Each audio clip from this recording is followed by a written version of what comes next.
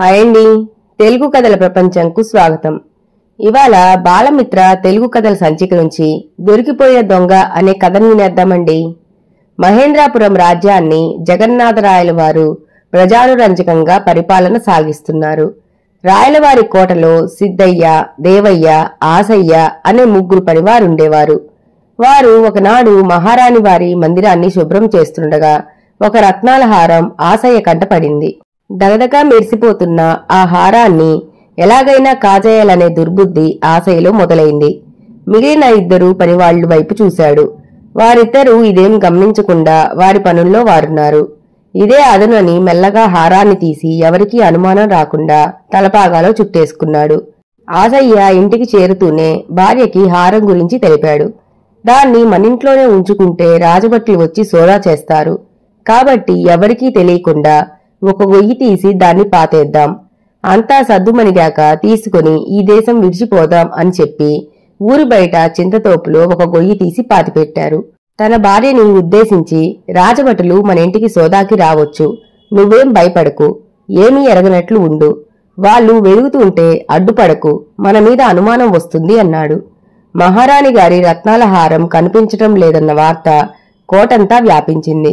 ముందు రోజు మందిరాన్ని శుభ్రం చేసిన సిద్ధయ్య, దేవయ్య, ఆశయ్యలను విచారణకు ఆదేశించారు మహారాజు గారు, మంత్రి ధర్మశాస్త్రి గారు.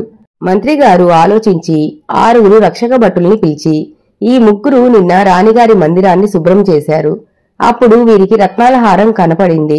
దానిని ఎవరో ఒకరు వీరిలో కాజేశారని నా నమ్మకం. కావున మీరు 2 చొప్పున ఒక్కొక్కరింటికి వెళ్లి ఇల్లంతా వెతకండి అని ఆజ్ఞాపించాడు.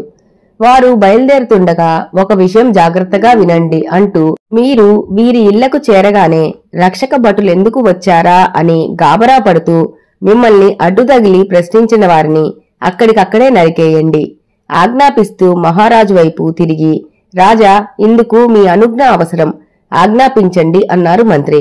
అడ్డం తగిలిన వారిని నరికేయవచ్చు, ఇది రాజుగారి ఆజ్ఞ అన్నారు రాయలవారు.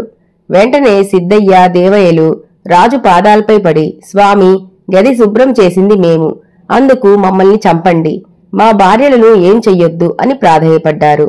ఆసయ్య మాత్రం తన భార్య అడ్డు తగలదన్న ధీమాతో కిమ్మనకుండా నిల్చున్నాడు. భటుల్ని వెనక్కి పిలిపించి, ఆసయ్యే హారం కాజేశాడు మహారాజా అన్నాడు మంత్రి. అదెలా అన్నట్టు చూసిన రాజునుద్దేశించి, రాజా, ఇంటి వద్ద తగు జాగ్రత్తలు చెప్పి నిర్భయంగా ఉండమని చెప్పవలసిన అవసరం ఒక్క దొంగకి మాత్రమే ఉంటుంది. కాజేసిన హారాన్ని ఏ దొంగ ఇంట్లో దాచుకోడు. కాబట్టి భటులు ఇల్లు సోదా చేసుకుంటున్నా చూస్తూ ఊరుకోమని ఆసయ్య భార్యకి చెప్పి వచ్చాడు. ఏ పాపం ఎరగని సిద్ధయ్య, దేవయ్యలు తమ భార్యలు భటుల్ని ఏం జరిగిందని ప్రశ్నిస్తారని ఊహించటంలో తప్పులేదు. అందుకే వారిని కాపాడమని మీ పాదాలపై పడ్డారు. తన భార్య ప్రాణానికి ముప్పు ఉండదని తెలుసు కాబట్టే ఆసయ్య నిమ్మకు నీరెత్తినట్లు నిల్చున్నాడు అని వివరించాడు మంత్రి. దొరికిపోయానని భయపడుతూ క్షమించమని రాజుగారి కాళ్ల మీద పడి వేడుకున్నాడు ఆసయ్య. దొంగలకు నా కోటలో కాదు కదా, నా దేశంలో చోటు లేదని చెప్తూ హారం తెచ్చిమ్మని పిదప నీకు, నీ కుటుంబానికి దేశ బహిష్కరణ విధిస్తున్నానని చెప్పారు రాయలవారు. దొంగ ఎలాగైనా దొరికిపోవడం ఖాయం అని నిరూపించిన మంత్రిగారిని అభినందించారు రాయలవారు. ఇంతటితో కథ కంచికి మనం ఇంటికి. ఈ కథ గనక మీకు నచ్చినట్లయితే లైక్ చేసి, షేర్ చేసి, కామెంట్ చేసి మన ఛానల్ కి సపోర్ట్ చేసేయండి ఫ్రెండ్స్. ఇక ఉంటానండి, బై బై.